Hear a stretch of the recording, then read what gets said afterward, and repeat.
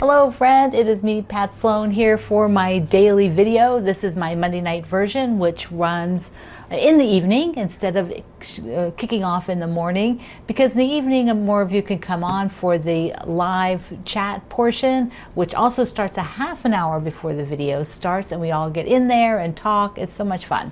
So if you've not experienced that on Monday nights, and of course when it runs in the mornings, but more of you come on Monday night, which is so fun.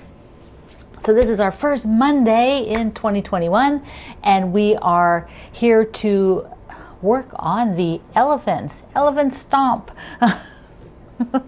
The blocks you are doing, and quilts. Some of you have finished the quilt. Of course, Wendy put her pattern out a little while ago, so it's been out a little while. And a few of you started making them right away because she did this for my Morrison Park tour.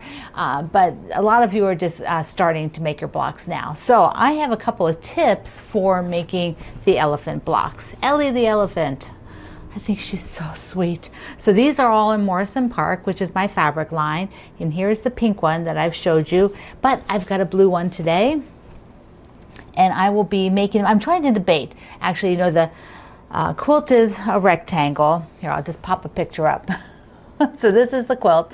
And I have a space over my bed that I actually need a horizontal quilt because I don't want it to go past the headboard, which is a little bit taller. It's a craftsman style furniture. And so I'm thinking of making a rectangle elephants, thinking on that. So here is one for today. Ooh. There we go. And the big deal on this one is this is going to become a pillow in my room. I'm going to show you here a little bit into the video, a little peek into my living room, and I need a blue pillow, and I thought what's perfect is put the elephant. One of our friends at the Facebook group made pillows for her family members for good luck, because elephants are good luck. Elephants are good luck if their trunks are up, their trunks are down, their trunks are laying on the ground, and they're on the ground sleeping. It doesn't matter. Elephants are good luck. It's just different types of good luck. Some people channel via how the elephant is standing or what they're doing with their trunk. So you can read up on that. It's all good luck. And so she made pillows for family members. I thought, oh, isn't that cool? I thought that was so cute. But I'm going to do mine, and it will have another row of this, of my cream background from Morrison Park. And then I don't know, I have to measure. I might just do a little inner blue, maybe the darker blue, and then back it with maybe the light blue. And that will go. I'm excited to do that because I found out that I was quite lacking in some of the blue that I needed for decorating in my living room and dining room, because I'm trying to just have all the quilts that are hanging and the pillows in a shade each month, or they all coordinate somehow. And so blue and white is what I like to do for January, and I just seem to be a little bit shy of what I need. How does that happen? So let's just take a look at my living room. I ran a little clip through. This is my living room, where I've got the table runner of Winter Bliss right here. It's so exciting to be able to finish it and put it down. So up on my wall, I have got my Nordic quilt from my Celebrate the book. That's this one on the wall. And then the schoolhouses are a quilt that I did for a magazine many years ago. It's blue and white. So I've got the whole blue and white thing going. The sweater pillow, the little squares. And then behind that, I'm auditioning some fabric to see if I like it, which I do. I like that it's kind of a 50s kind of feel. And it's got the right colors, but it's not so, I don't know. Just like it. I like it. Then over on the chair is the little red and white pillow. Now this has to come out for now because it's like this big spot of red with everything else being blue. I'm going to make this the elephant block, and then I'll just recover that. I've got another little project on this end table with the snowmen. So that is how it looks. I've got a little bit of blue going on in the dining room too, and this is my living room. So now you can see where the elephant is going to go, and then I can make the little pillow, I think, and what the fabric was laying there, and then I still need to do a pillow cover for that bigger one on the sofa. And those will be projects that I'm working on. But let me show you this. Okay, I got way sidetracked, didn't I? I didn't I didn't show you the tips for the elephant. Okay, we'll do that now. This is what happens. I get going, I get off into one thing, leads into another thing. Okay. 2 tips that I have for making the elephant. One is about the smaller parts. So when you're doing the ear, you have these smaller little squares that you're doing. Some little tiny ones, and then the next size up. And they can be put on at once, you know, like this, because they don't overlap. And when you open them, you can see that there's a point, but that point ends up being going into the fold of the fabric, so that the top of the ear is flattened out, and so is the bottom of the ear. They're not pointy ears. So this is fine. This is what it should look like. Now, these little squares are sometimes more difficult for people to handle in their sewing machines. They feel like they kind of stretch them or they get away from them. So starching is your friend to handle these little pieces. So I use this one because I can get it at my grocery store. It's readily available. I know a lot of you enjoy Best Press, and that's great. And there are actually a couple of variations of this. It used to be called Faultless, and then the companies combined, and this is now what it's called. Then I think there's like a gold cap. There might be some other caps, but this happens to be what I get, and it works fine for me. Now I want to show you the difference in the fabric, that a piece of fabric that is starched and not starched. And I just starch the fabric that I'll cut the little pieces from. So like the tops of the ears, then the bottoms of the ears, which is a few, you know, those pieces I will cut from the starched fabric. So this is a piece of fabric that's not starched. So you can see that it hangs when I'm holding a corner of it. There isn't any stiffness. This is my Morrison Park. Now, if I hold up the starched piece, it pretty much is keeping, it's not folding in. It's got this, firmness to it. So even when I like shake it, it's not like a piece of paper, although you could make it that firm. Some people do like to do it that firm. I just soak it once and then I let it dry, air dry, because I don't want to be impatient and try to iron it dry. I feel like it does better if it air dries, and then I press it afterwards. Then I will cut the shapes out of it. So the shapes come after the fabric is starched. Now, when I have it starched, like this little sample here is starched, and I'm going to take you down here a second. So this fabric being starched, I feel like I have more control, even if I wanted to finger press it. Because if I wanted to pull it over and then just finger press it, it's got a lot more firmness to it, and it stays there. Versus this one is not starched. It's much floppier, and when I push it over and I finger press it, see, it pops back up. See, and this one doesn't. It keeps that crease really tight, which I feel is nice for getting it all lined up and trimmed, because you eventually are going to come and you're going to trim off, this back piece. You can just take your rotary cutter or your scissors, and you're going to trim like that, so that when it folds over, you don't have this extra 2 pieces of fabric behind there. So that's the starching. So starching is one thing for the small parts. I mean, you can starch all the fabric. I just don't find that I want to spend the time starching it all. I just starch what I need to starch. And I don't find a problem to have unstarched background and a starched square. You can make both of them starched, and then there'd be even less pull. It'll be even firmer. But I think one is just fine.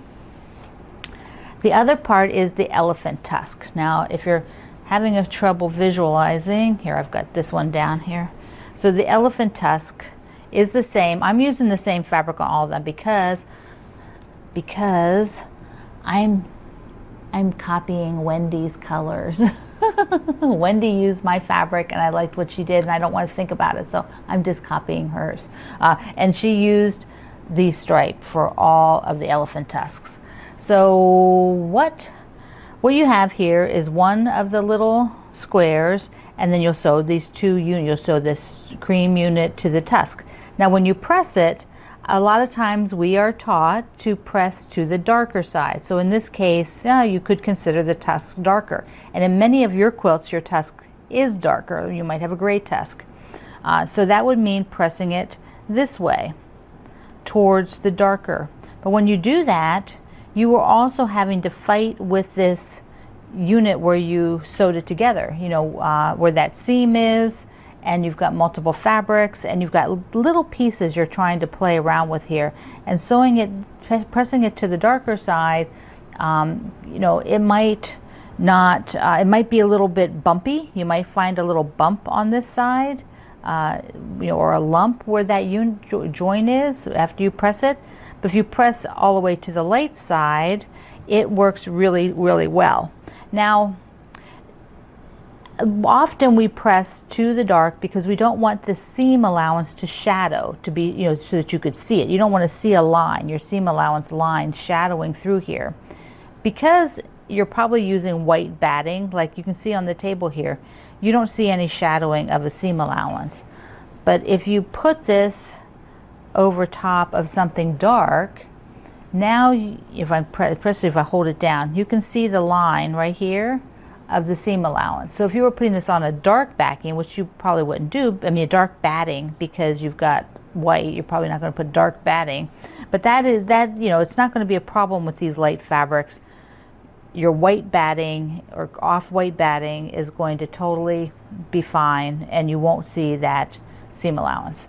So this is my tip here for the tusk, is press to the background side. Press over to the background. Don't press to the dark side. This will keep it much flatter for you, and I think you'll be happier with it because you're working with such small pieces compared to the other pieces. These are the tiny parts on the elephant. So I also was using my stand here to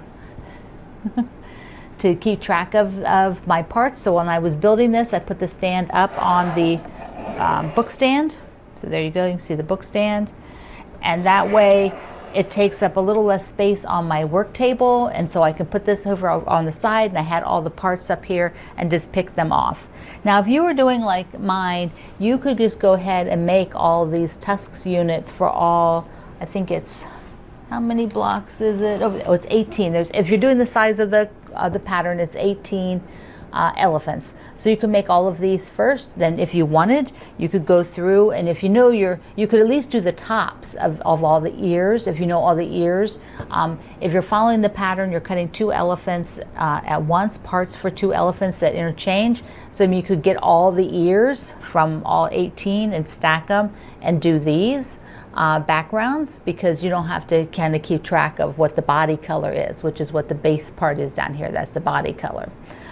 So there's some other sort of fast action piecing tips for you, so that you do things efficiently, if that's your goal. If you're really trying to work through doing them quick, and that's, you know, chain piecing, chain sewing, thinking through the process in some sort of a sequence so that you can get the most done, is one way of approaching your projects. So those are some tips. Now I have to show my other blue and white things since I skipped around here. Back to that, back to the blue and white. This was my last finish, last finish of the year. I finished it on New Year's Eve. And I had already taped my New Year's Day, so I couldn't show you that on New Year's Day because I was taped prior. But New Year's Eve, I finished a little pillow for my sofa, and I'm so excited. It's so cute, the little sweater pillow. I saw a couple other views, a couple other of you that that have gone ahead and made the pillow too, or maybe you're going to make a whole quilt out of the sweaters. I still think it's a super cute quilt. It would make such a nice gift, particularly like somebody has a cabin, or maybe You have even t-shirts. You could put like t-shirts down at the bottom part, or use t-shirts for this part and then put some solid matching or a matching fabric here. There's just so many ways you could do it. It's very fun too. It's a really fun one to make.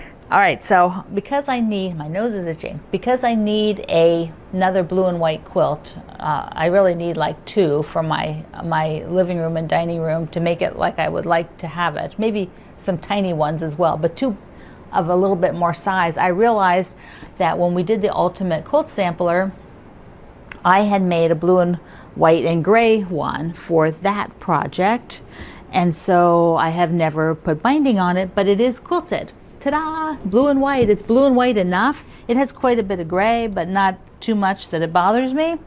So here we go. This one I have to put bind. Okay, let me. So this was the ultimate quilt along, the ultimate beginning quilt along that we did. And that's all out there for you to watch. It was with the Fat Quarter Shop, so the videos are from Kimberly Jolly at the Fat Quarter Shop. But here it is, and this is big enough to go in my dining room. So I think I will get the binding on, which I now have cut. Ta-da!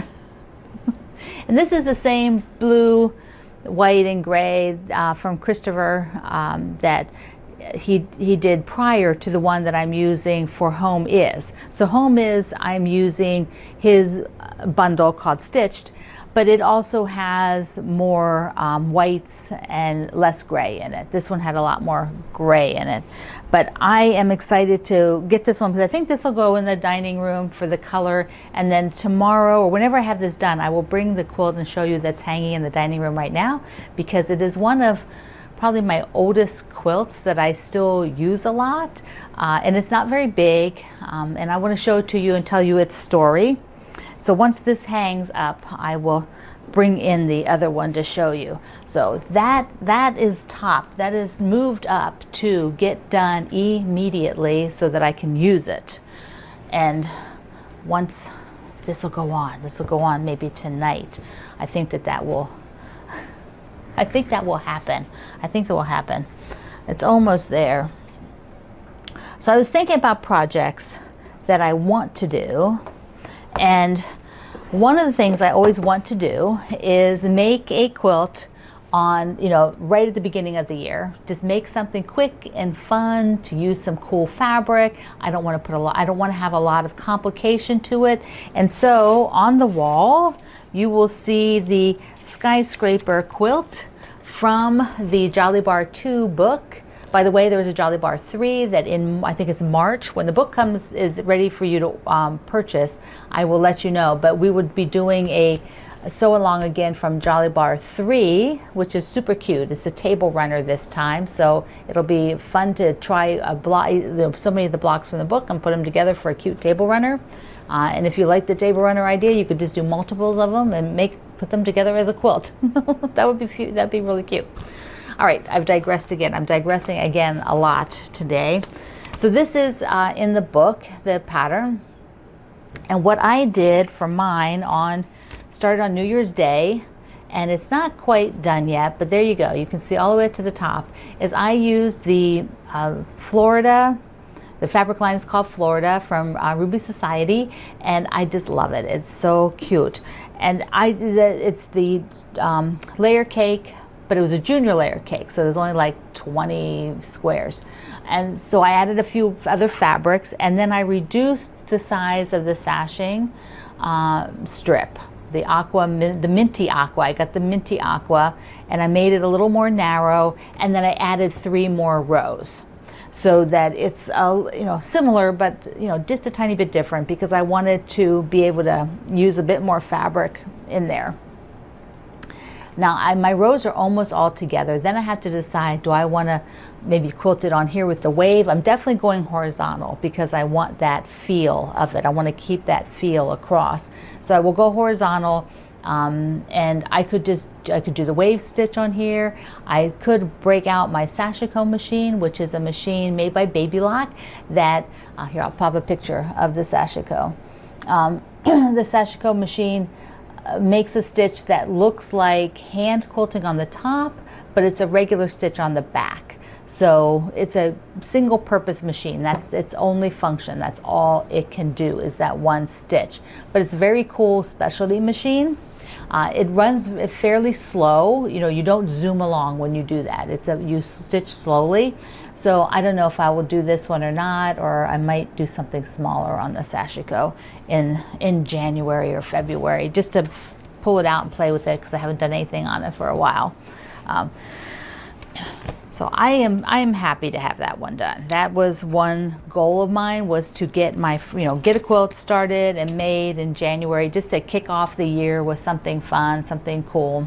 But I've also been thinking about, well, are there any other quilts that I absolutely want to make for like a family member or a friend or whatever? And I have one. I've been wanting to make a quilt for my uncle, who loves the West and the Southwest particularly a lot.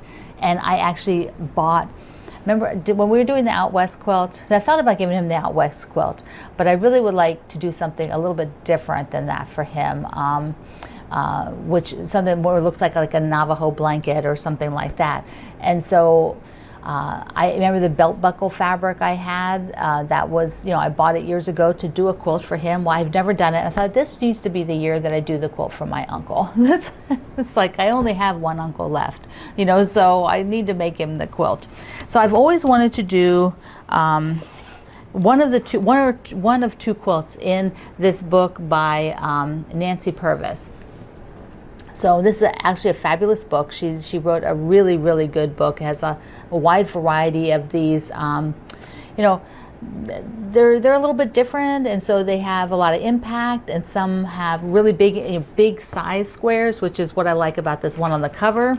And then she also has one on the inside called Sequoia, and that's the other one that has fairly big shapes to it. Here. Let me just show you that. So, whoops, there we go. There is the inside of that one. So, I don't know, one or the other. They both look great, and I have some fabrics that I've kind of pulled some colors over the years. I won't use solids. I'll use probably some prints that that read small, small scale. But that means, like, if I want to do that, his birthday is in June. Don't tell him that I'm thinking about this. And so I'm thinking that I will, I need to put it on my schedule, and I just say, like, every month between now and June, like, when do I want to have it finished? Do I want to have it finished in May? So that means each month I need to be doing certain parts. I pull the fabric this month and maybe get it cut in February and then sew it in March and April. I need to have a plan, which is what you can do by either doing something like that on your planner like this, or your your small planner with the I don't have the quilt one here, but these planners like this, you could put them in here. If you have a regular full-blown calendar, but somewhere I need to be writing it down that I'm going to do that. Otherwise, it won't happen. Once again, it won't happen. And I just think for his birthday would be really fabulous. That would be the best way to time it, like, surprise.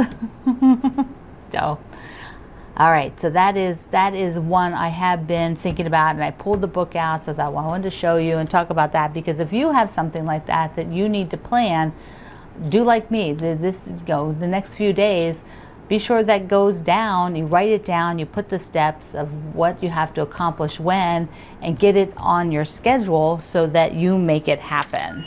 Making it happen is important. For January, I am doing my health things. So we had the health category, and I'm doing the yoga with Adrienne. So she started. The first real lesson was January 2nd, and so I've been doing them every day. And if you did the first one and you were like, oh my goodness, this is, it wasn't bad at all. It was just long. She always does a longer one first, because she has millions and millions of people who watch her videos, and so many people are at all different levels of your yoga experience. So she always does a longer one, but then the following ones aren't quite as long. So I really like the 25-minute, 35-minute format myself. I think that's just plenty. That's all my brain wants to do. But I really like it. I think it's really helpful for keeping us as quilt makers stretched and limber. I can crouch down and see things anywhere. I can get down low. I don't have any problem then getting myself back up again. And I know before I started the yoga, I was getting stiff. I was starting to it was harder to crouch down, harder to get back up.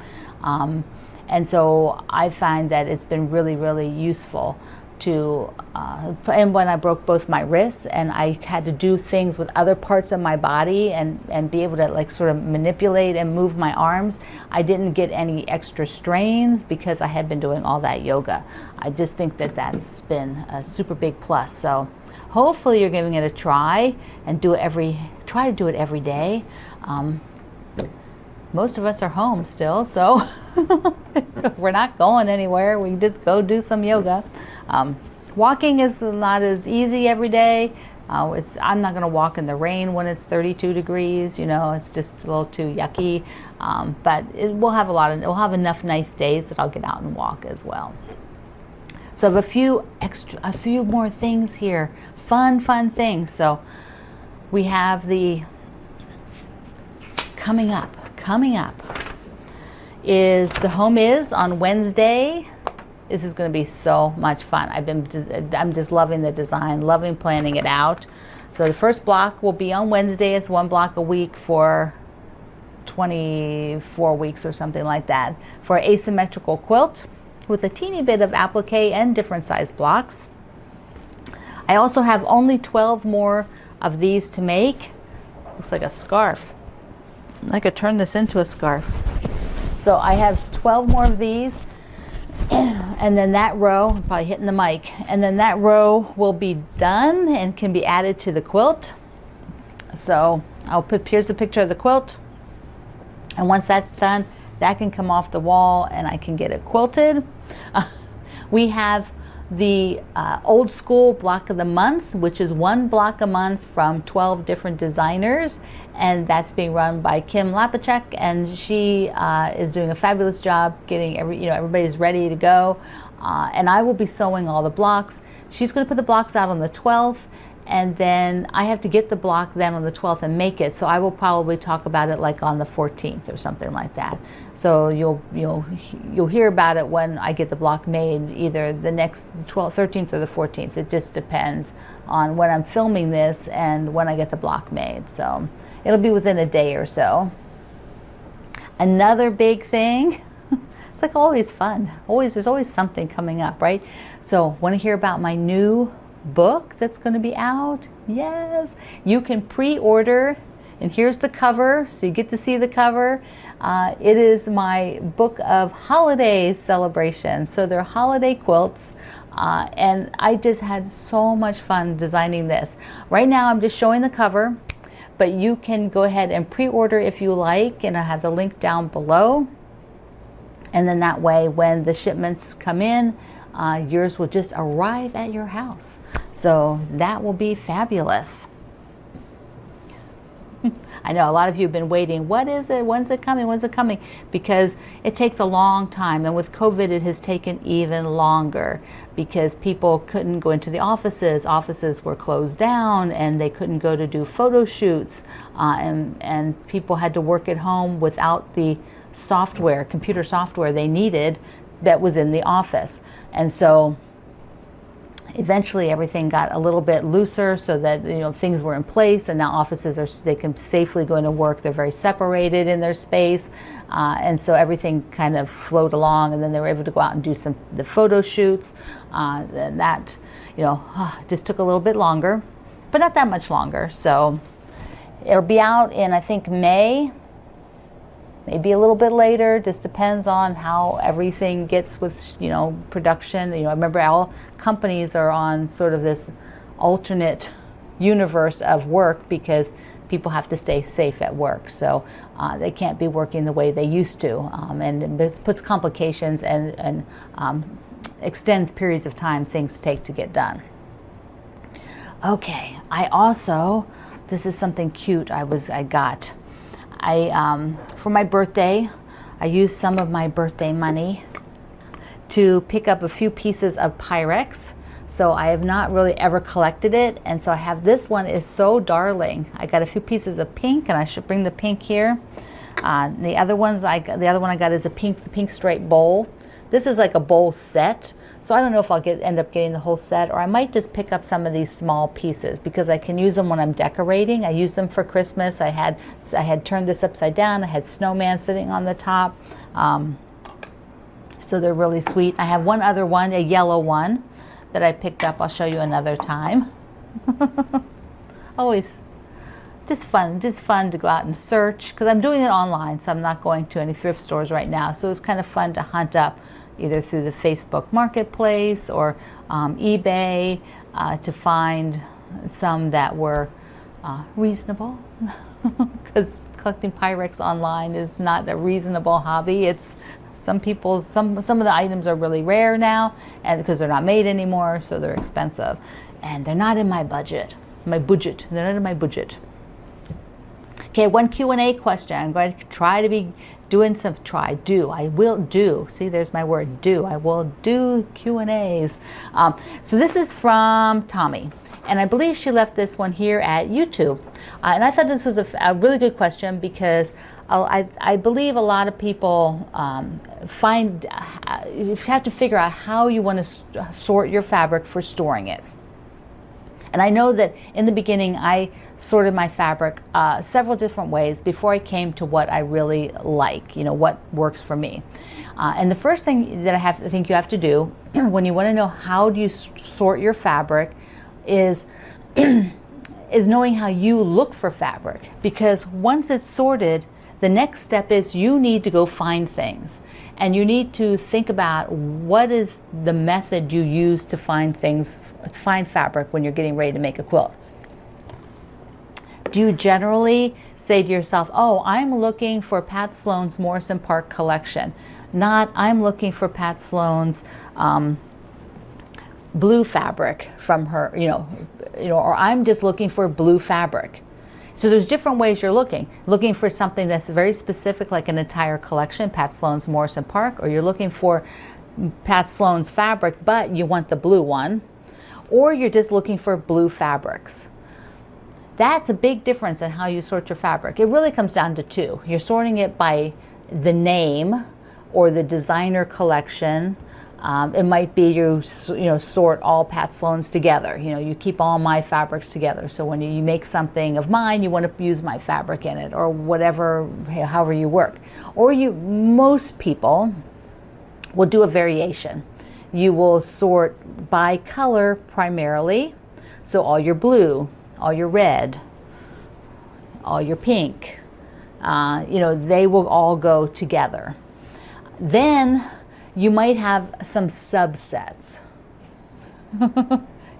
Personally, my philosophy is to not have too many subsets, because then you lose track of what you own. But you might keep like all my fabric together, all Pat Sloan's fabric together. You might keep all your really big yardage for backings together, because maybe you purposely buy them for backings. You're really not going to cut into them to make a quilt. You just want to keep them to use for backings. Some people will keep like all their Christmas fabric together, because you really aren't going to, if you're looking for blue fabric to make a spring quilt, you really don't care about the Christmas stuff. You're not going to use that in there. But primarily, the bulk of most people's fabric is by color.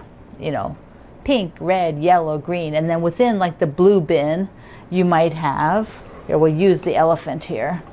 So within the blue bin, you might have a section with all your light blue, and then over to your dark blue. Just think about the quilt shop, how they have the wall of color, light to dark. And just like a quilt shop, if you go in there and you're like, oh, I want to see Pat Sloan's newest fabric. Well, when the fabric first comes out, they generally keep fabric together by collection, it's called, or by designer, because you generally, you're not generally going to go in and say, I want to see all of Benartex's new fabrics. You're probably looking for a specific fabric line by that company or a person that you follow. And then after the fabric's been out for a while, or a lot of the pieces might be sold off and you just have some of it left, then it goes into the color walls. Now, quilt shops will often do all their batiks in one places because some people like to use batiks all together. And also it just helps people for shopping for them. But if you personally mix your batiks and cottons like I do, then your blue bin would have batiks, cottons, flannels, it would have everything. But if you only use batiks by them together, you only use 30s fabrics together, then keep those in separate. So that's how I would think about it, and how I think a lot of people think about it. But you might have a totally different way. I'd love to hear about it. Tell me about it in the comments over at Facebook or here at YouTube. All right, my friend, this has been fun. I'm so glad that you're here. We get caught up. If you have a special quilt like I do that you want to accomplish this year, I want to make one for my uncle, and I'll link this book below. I also will have the link to my website is in the first comment, where I have everything over there too. So if you can't find the pop-up, go just to my website where I will have all of this linked. So I love you. Thank you for shopping with our links. Greg and I appreciate that. It helps our small family business. You are the best. Kicking off this year 2021 with you is fabulous. I love you. Mwah. See you online.